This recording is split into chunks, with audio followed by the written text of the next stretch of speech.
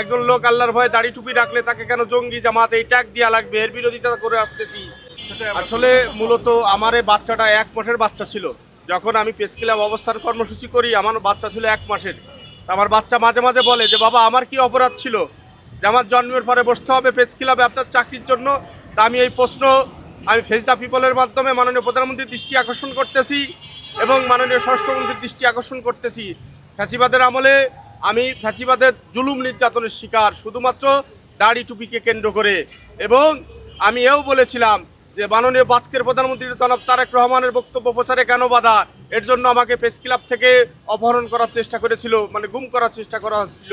আমি এও বলেছি আমি আজকে আপনাদের মাধ্যমে এবং ফেস দ্য পিপল আগে পরে সব সময় আমার পাশে ছিল এবং আমি দোয়া করি। এবং আপনাদের মাধ্যমে একটা জিনিসই বলতে চাই, মাননীয় প্রধানমন্ত্রীর দৃষ্টি আকর্ষণ করতেছি অবিলম্বে আমাকে চাকরি ফেরত দেওয়া হোক। আমি মানবতার জীবনযাপন করতেছি এবং যে তদন্ত যে মামলাটা করেছিলাম 5 তারিখের পরে, সে মামলার কেন তদন্ত রিপোর্ট দিচ্ছে না, আমি আপনাদের মাধ্যমে মাননীয় প্রধানমন্ত্রীর দৃষ্টি আকর্ষণ করব, স্বরাষ্ট্রমন্ত্রীর দৃষ্টি আকর্ষণ করব। আমি আসলে মানবতার জীবনযাপন করতেছি এবং শুধু আমাকে না, গোটা পুলিশ বাহিনীর বহির্বিশ্ব ভাবমূর্তি নষ্ট করেছে। বারবার লতা সমদ্দার এবং মিডিয়াতে বলার চেষ্টা করেছে যে একজন পুলিশ সদস্য টিপ্পরানে কটূক্তি করেছে এবং লতা সমদ্দার বলেছে যে তার দিকে নাকি আমি লোলুপ দৃষ্টিতে তাকিয়েছি এবং হত্যা চেষ্টা করেছি। এই কাগজে লেখা আছে তদন্ত কর্মকর্তা রহিম আক্তার লাকির কাছে সে বলেছে লতা সমদ্দার লাস্টে যে কাটা জিনিস দিয়ে করলে মজা পাবি। দেখেন কত বড় নিকৃষ্ট কথাবার্তা। সে প্রতিনিয়তই মুসলমান দাড়ি টুপিকে কটূক্ত করার চেষ্টা করেছে এবং সেই সাথে আমাকে বহির্বিশ্ব ভাবমূর্তি নষ্ট করার চেষ্টা করেছে।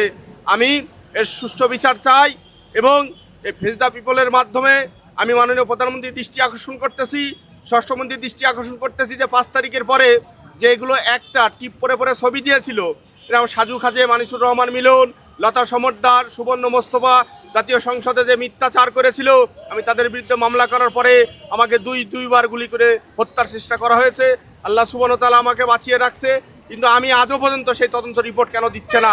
তারা কি লতা সমদ্দার বা অন্য অন্য অ্যাক্টরের কাছ থেকে ওসি শেরেবাংলা নগর থানা কি কোনো বিশেষ সুবিধা নিয়ে তদন্ত বিলম্ব করতেছে? কারণ আমি চাকরি হারিয়ে মানবতার জীবন যাপন করতেছি। প্রতি কোর্টের দিন আমাকে 3 থেকে 4 হাজার টাকা খরচ হয়। এবং আপনাদের মাধ্যমে বলতে চাই যে আমি কমিউনিটি ব্যাংকের থেকে পুলিশ থাকা অবস্থায় একটা ঋণ নিয়েছিলাম। ইতিমধ্যেই আমার বিরুদ্ধে হয়তো বা মামলার প্রস্তুতি নিচ্ছে ব্যাংকে, কারণ চাকরি চলে যাওয়ার পরে আমি টাকা পয়সা জমা দিতে পারতেছি না এবং আমার জিপে কিছু টাকা আছে, সেই টাকাগুলো আমি উত্তোলন করতে পারতেছি না।